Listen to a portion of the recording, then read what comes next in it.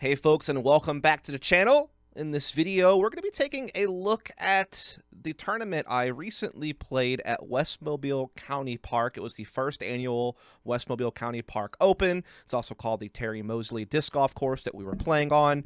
I recently put out a video where I played with my buddy Dylan, and we were kind of showing the layout. And so I'm sure you'll all be pretty familiar with it. We played the first round in the short pin positions, which really only impacted 4 holes on the course. And then those same 4 holes were in the long pin positions in the second round. This was a C tier. It was a PDGA sanctioned event, so it did get ratings and all that good stuff. And yeah, without further ado, let's kind of hop into it and talk it through. I started out, I believe this is hole 14 to kick off my round, so pretty short. Yeah, 200-foot shot. Just played it pretty much dead straight as I could, using the forehand to make sure I, hit my line, and gave myself, an inside the circle putt. A little bit dicey with some trees I had to kind of straddle around, but all in all, pretty straightforward. And yeah, just floated the putt in there. Hole 15, I took a par, so this is hole 16. And there was actually OB where that big tree stump is. I'll actually rewind this back because this was something that we didn't really show in the video because these lines weren't down yet, so we didn't know where OB would be. But if you kind of look over here by this tree stump, there's actually an OB line that ran alongside the division between, I guess, hole 6 and hole 16's fairway. So basically, it kind of forced me to play a shot that was a little bit more inside than I would normally play to make sure I didn't go OB. And so it left me with kind of a longer putt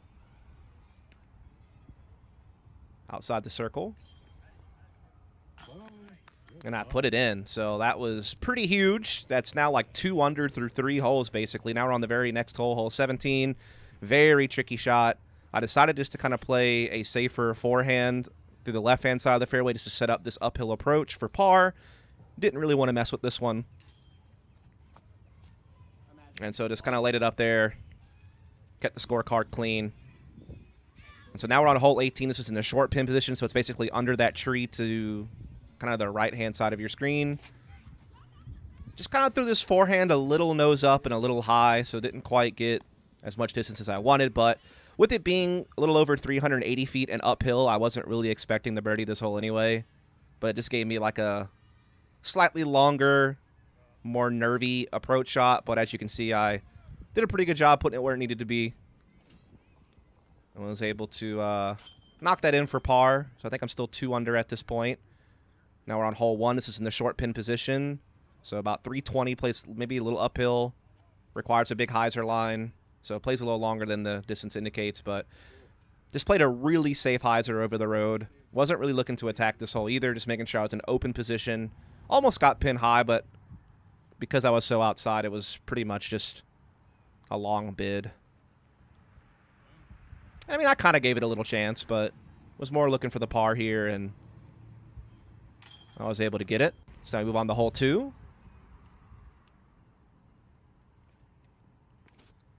And that was a little bit too much hyzer on that forehand, a little inside, because there was OB on the right-hand side of this fairway, but I wound up not going all the way down. And so I still have a birdie putt. Able to connect, so now I'm 3 under on the round. Very next hole, a little under 300 feet. Very touchy tunnel. Just caught one of those last trees, leaving me a very lengthy bid. Honestly, not even really going for this one, just trying to get near the basket to tap in a par. Yeah, just a little long and hyzer putt approach. Nestled up there in the circle. Pretty standard par putt. Yeah, and so everything's going swimmingly at this point. Now we're on the next hole, hole 4. Pretty short, but kind of some tight gaps you have to get through. I tried to play the more shallow gap, and I just didn't get as much ground action as I wanted. Not quite the right angle on the disc, and so I didn't really get over this hump, and it left me a very lengthy circle 2 putt for birdie. I make an adjustment in the second round to attack this a little better. But yeah, just swung that putt wide right, and so that's going to be a par. Hole 5. Again, I'm playing the safe shot to the right side of the fairway because it's way more open over there. If you get caught up on the left-hand side, you virtually have nothing. But obviously that means I'm going to have a longer putt since I played it safe, and so Try to give it a bit of a chance, just do it a little too high, so I'll take a par here. Now we're on hole 6. This is a short pin. And you can kind of see this now. Let me pause here. You can see this OB line. This is the line I was telling you about that when I was throwing downhill on hole 16, which we kind of played to here, and then we had to skip back towards this way, towards the basket. But now it's also something that impacts you on this hole, where you need to make sure you don't hyzer out a backhand early if you're trying to play a turnover play, or if you're playing the forehand, you need to make sure that it has enough stability to get back in bounds. And so I turned this over, but it was a rive, and I nosed it up, and so I was able to get it back where it needed to be. So I kind of have like an edge of circle birdie putt here. I've been putting well all around, so feeling confident, and I get it, and so that puts me at 4 under. And now we're on hole 7. And we're going to pause this one because the OB on this is tight, and I already felt this is like a pretty poke and hope hole. You can kind of see the start of the OB right-hand line over here on the right-hand side of the screen. And it kind of just carries all the way through, and it's pretty tight, like all the way down. And then there's also an OB left. You can kind of see some of these maybe like flags here just a little bit that kind of show it. And so really, it's a very tight fairway, and it's already kind of poke and hopey. These gaps right here are very small. And so, honestly, this felt like a crapshoot hole for me. I was really just trying to take a par. Unfortunately, I get the worst kick ever. And that actually puts me out of bounds. You can kind of see it here. This white line's kind of like right here. And so I just kind of pitched one up, looking to save bogey. And so far, this is the only blemish on my scorecard. This is the only bogey I've taken so far. That puts me back to 3 under, I believe, on the round. So now we're on hole 8. And here's another one that's a little bit touchy because there's OB all along this right-hand side by this ditch. So my play was basically, you know, before I knew that, to just attack the basket. Just play through this gap right here, carry it fairly straight, hyzer out near the basket, give yourself a short putt for birdie. Now I'm thinking, oh, you know, if I mess this up and get too straight, then I'm going out of bounds. You know, I need to play it safer. And even the worst part was it wasn't even a straight OB line. This hole right here was actually drawn around. So this little hole right here was even out of bounds. So really touchy out of bounds line. And so I try to play something a little safer, knowing that just a higher hyzer, stall out. Sneaky talk. And so, yeah, I leave myself with a tester here for birdie, but really just tried to play it to make sure I didn't go OB. And there is like a pocket they drew out just behind the basket that was inbounds. And so I kind of felt I could run this putt because there was a little bit of space behind the basket straight ahead. And just threw it a little bit low, got a little bit nervous. So I parred that hole. Now we're on to hole 9. And this is a tough one because you have to throw it far enough to attack the pin, but you need it to cut really inside to get up this hill. And unfortunately, I did not get enough forward progression before it started cutting in, so kind of just have to lay up for par at that point. As you can see here, just got a little bit of a uphill putt for par. Good catch there from the basket. Wasn't the best putt, but it worked out. So now we move on to hole 10, still 3 under. Just playing my forehand out left. Actually pushed it a little too deep, but I got a very favorable kick out. Like, just really lucky. Because I definitely juiced that a little bit too much, but luckily got some tree love, as they would say. Rolled out here for another birdie putt. I capitalized on the good fortune, so now I'm 4 under on the round. Blind shot here on the next hole in the short pin position, so about 225. No. And that felt dangerous out the hand. I definitely cut that more inside than I wanted. But someone gave me the heads up that, hey, it was still good, and I'm still in bounds, but I have like a circle's edge, uphill putt, probably about 30 feet. Let's go. And that was big. That was such a big putt. That put me at 5 under on the round and feeling good. Now I'm on hole 12, and this hole is very touchy. It's short, but it's downhill, and if you go left, I mean, you're in jail. So I was kind of trying to play the forehand, even though the line kind of fits the backhand better if you're really trying to attack the basket. I was playing the forehand because if I miss, and at least I'm in the right-hand side where I can pitch up for par. You know, so that was kind of my thought. I was already scoring pretty well. Didn't really feel the need to go super aggressive. But I actually got the perfect angle on that disc and got it all the way down before it hyzered out right. And so I actually had this straddle putt for birdie. and I'm able to connect. And so that puts me at 6 under at this point with 1 hole left to play, hole 13. I'm just trying to get it just barely over this hill, and I unfortunately didn't get as much power as I wanted. But the main reason for that is because there's this fence right here that's pretty tight to the opening. And so if you throw something a little too hard and high, you can fly over this fence. And so I tried to play it just conservatively. Gave myself kind of a long putt here for another birdie. Just fall short, tap in a par. And this is what we're left with at the end of the round. So at the end of round 1, I was 6 under par. As it stands, this was rated 974, which it's crazy. This is by far my highest rated round ever. I've had 2 other rounds rated over 900 in previous tournaments, but this is just by far the highest rate I've ever played. I will say this rating feels very inflated, even though I'm happy about it, simply because, you know, even the pro divisions were playing the same tees and baskets as us. And this is one of those courses where in the short pin position, and really even if it was long pins, there's just not that much scoring separation on a course like this between divisions. You know, usually really technical lines that have distance to them or just distance in general on holes will kind of create that separation because obviously pro players can throw further and they're also able to throw further more accurately. So, you know, if you have longer wooded shots or you have really long open shots, that's where generally your higher divisions are going to kind of get that buff, so to speak. But on this course, with these lengths, I mean, most stuff was under 300 feet. Some stuff was under 200 feet. There really wasn't that much separation possible for scoring. So I shot neg 6, which actually I think at the end of the first round, the player leading MPO, the Pro Open division, was just 7 down. So I was only 1 stroke behind the leader in Open. And I think I was ahead of everyone in MA2, and I was like tied for first in MA1. So it was just not a lot of separation. Really weird situation. But yeah, shot really well. The only blemish was that bogey on hole 7. Worth noting that going into the final round, the person ahead of me in my division was actually 8 under par. So he was actually winning every division for my division. Played really, really well. Had a really hot round. And yeah, I mean, I was super happy with this round. I really just wish I would have parred hole 7. It's like the only thing I wish I could have back. That OB is just super tight. And yeah, so without further ado, I'm going into round 2, 6 under par. Shot a 974 rated round. Super happy with this. Really excited to get into round 2 and see what I can do. And so now we'll kind of look through some of those highlights and, spoiler alert, lowlights. Here we go. This is the first hole. We played hole 16. This is like a different perspective of it. Again, I'm just trying to play the inside because you can see right here, this is a great line. You can see that OB line here. And that wasn't there before when I was practicing. So before I would kind of push it more forward and skip harder right to have like a very short putt for birdie.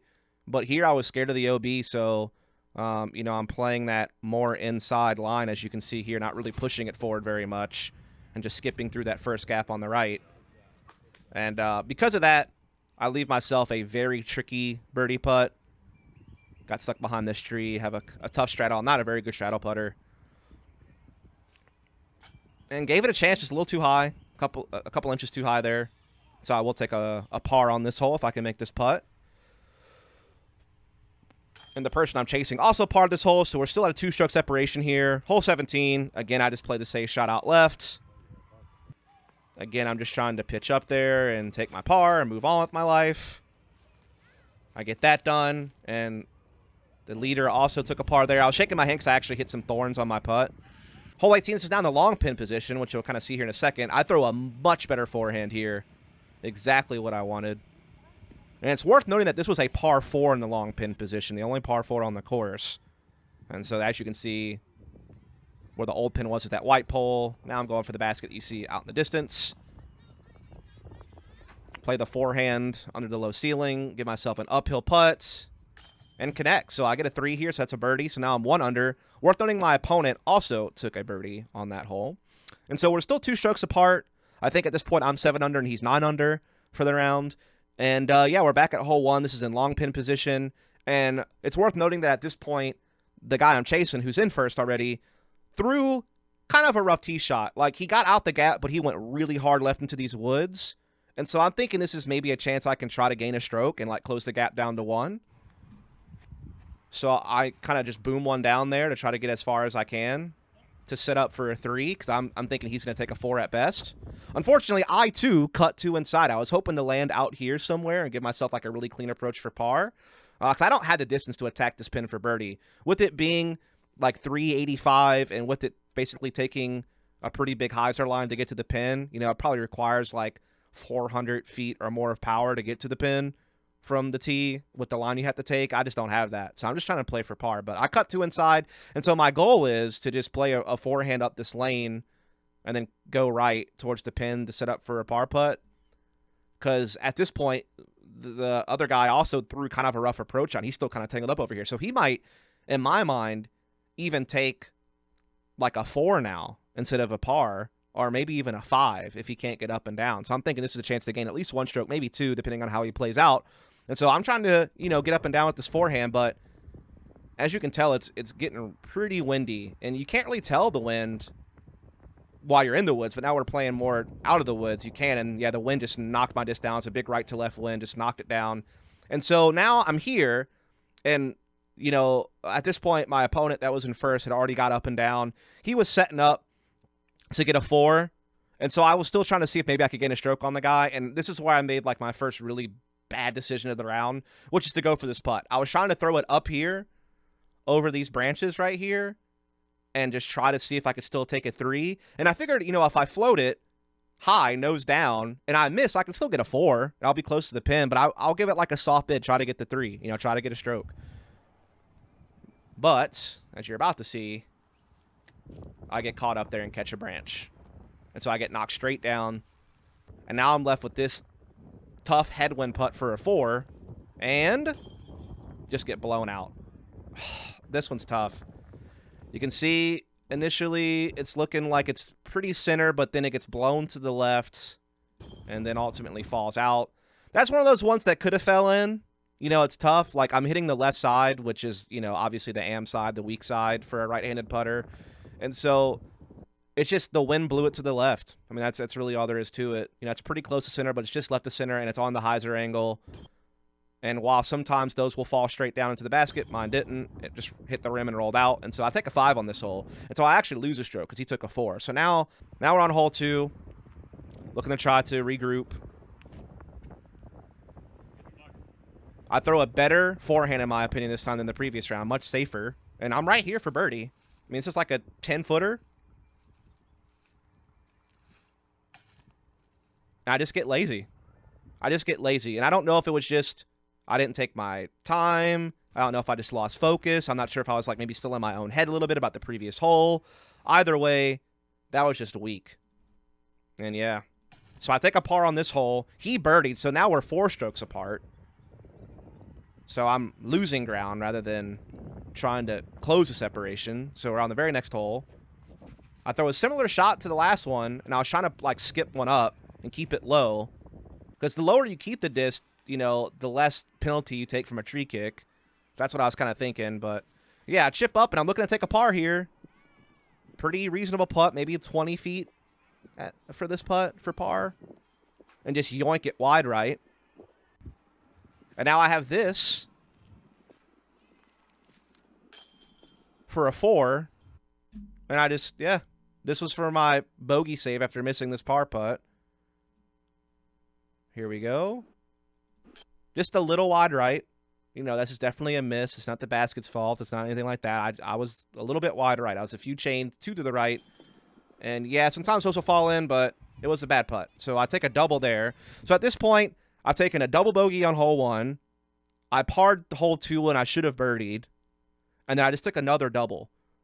And so at this point, I think I'm like 3 over for the round because I've parred everything, birdied 18, and now I've just taken 2 doubles. So yeah, I'm 3 over for the round.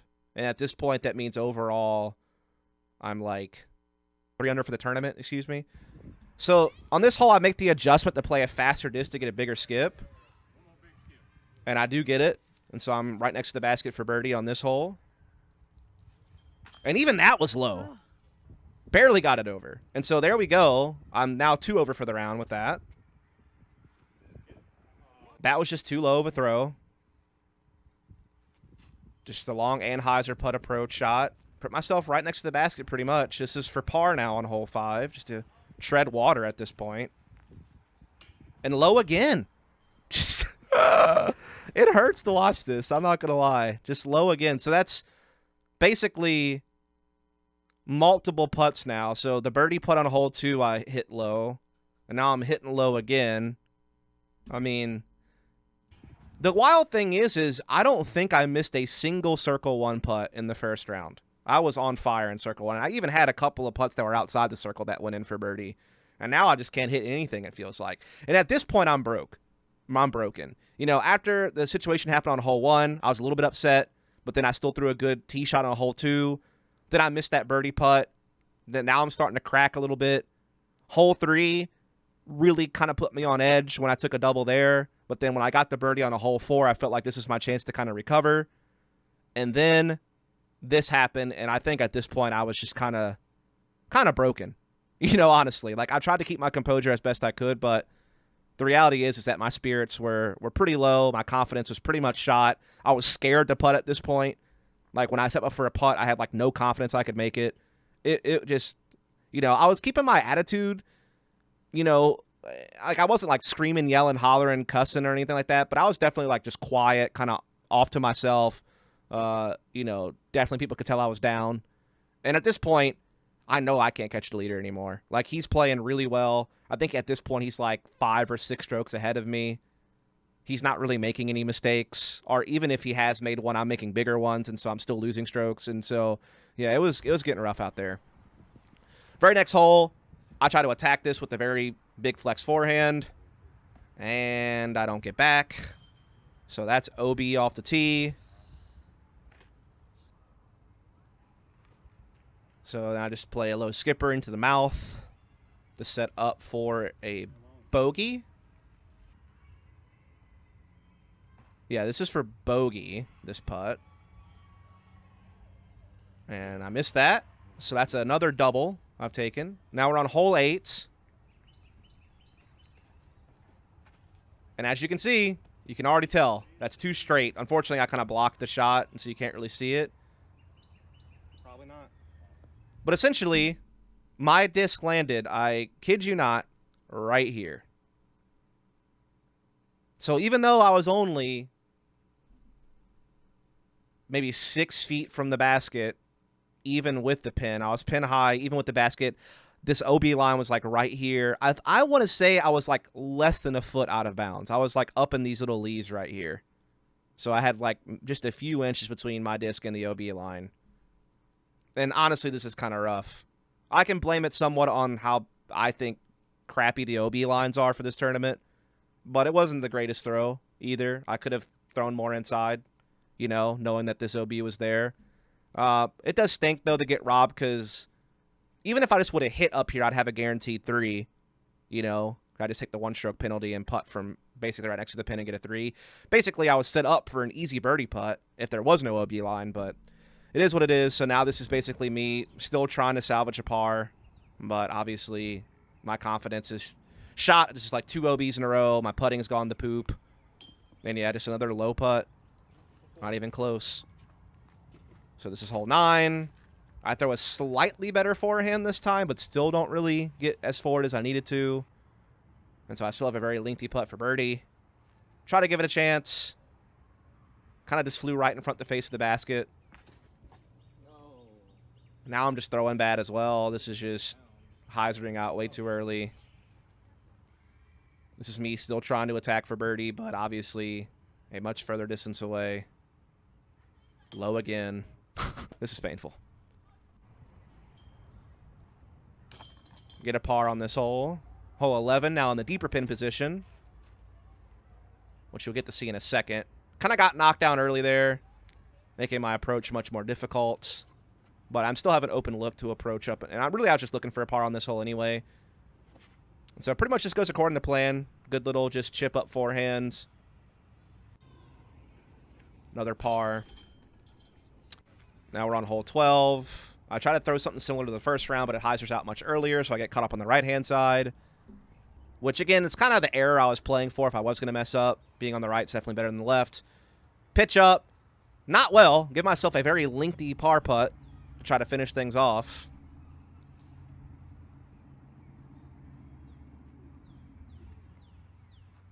But I do stick it. So with that said, as I kind of just played through some of the highlights from the first round again, I wound up still getting second place, so I kind of finished where I started as far as placement goes, and so that was still cool to get a podium finish. It was like actually my first time getting a podium finish at a PDGA sanctioned event. I've taken second place at the Citronelle lineup, which, you know, was earlier this year, but that was a unsanctioned event. And then before that, my best placement in a sanctioned event was fourth last year at one of the NADGT events that I did at Graham Creek. Where I got a fourth place finish. I was like first at the round one, but then kind of fell apart and fell to fourth. And kind of a similar story with this tournament. I was in second, but at least I maintained second. But it got pretty close. You know, there was definitely a chance where I was maybe going to drop into like fifth or something like that. But I was able to at least tread water and kind of keep myself, you know, able to get the second place finish. But all in all, I was really happy with my first round. Obviously, while the rating was definitely kind of inflated in my opinion, I still played well. Most of my practice rounds, I was shooting like 4 or 5 down, so I shot 6 down, almost 7 if I wouldn't have taken the bogey on the hole 7, and felt really, really good about it. Went to the second round, started out hot, just made one really bad judgment call in hole 1 trying to attack the pin when I should have just laid up. And then it just kickstarted a chain reaction of really bad putts, and then basically I just lost all confidence and fell apart. And that's really it. Hopefully I can kind of use this as a learning tool to not try to force something. You know, it was one of those situations where the first few holes of the second round, every time I would, you know, throw a good shot, the guy ahead of me would throw an even better shot. And so I felt like I couldn't catch him. And then once they're seen like maybe there was a chance I could get a stroke on him, I tried to go for something I shouldn't have, and it wound up blowing up in my face. And it was one of those things where I didn't have to do it. You know, I still had a lot of holes left to play. I could have kept playing more conservative, kept playing to my game. And, you know, I don't really have to force the issue. Yeah, there are some situations where you do have to just kind of pull the trigger if you want to win. But I didn't need to do it 4 holes into the round. You know, I said 14 holes to play. You know, I could have, you know, paced myself, I guess is the point, and made better decisions. And then I just, you know, need to make sure that I don't let a couple of bad putts get to me and still just putt confidently. You know, just keep attacking, you know, keep fighting, as opposed to just kind of being scared to putt just because I've missed a few. And so, yeah, that's pretty much going to do it here on this video. I do appreciate you all tuning in. I'll hopefully have some more content soon. Also, thanks to all the subscribers out there. At the time that I'm posting this video, we're almost to 600 subs on this channel, which is pretty awesome. We've been over 500 for a little bit now, which is also great. So hopefully we can get to 1,000. You know, that would be a cool goal to try to achieve, you know, by the end of this year. Get to 1,000 subs. Maybe we can even get to it before the end of the year. Maybe, you know, the next few months we can maybe make that push. So, yeah, if you're enjoying the content, please do like and subscribe. That helps out a ton. You know, comment below. You know, what do you do when you're having a bad round? How do you get your head out back in the game, so to speak? You know, help me out a little bit. Advice is always appreciated. And, yeah, without further ado, I'll sign off and catch you next time. Thanks a lot.